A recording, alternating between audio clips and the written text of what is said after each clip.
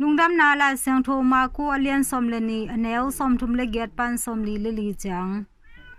Jesu in thua hilh laitakin Lai Siangtho siamte panin na kikem un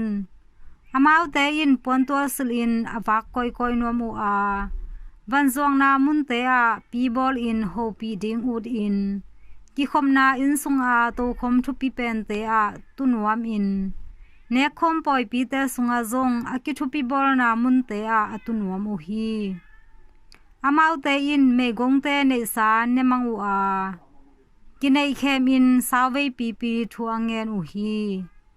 tua bang mi te in mo sangna lian zo athuak ding hi achi hi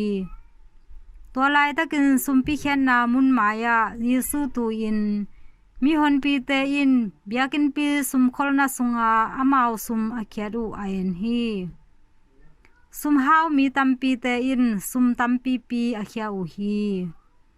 azong mei gong nu pi khat hong pa ya penni pe khato akikim dangkasan tangni akhia hi Jesu in anung zuite sam ken aman tak pi konggen ina hi azong mei gong nu in midang teng khem peu sang in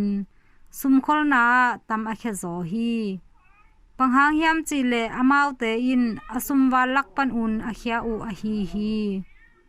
tuanu mei a hi le zong na pi in ama ki wang na ding sit nei lo in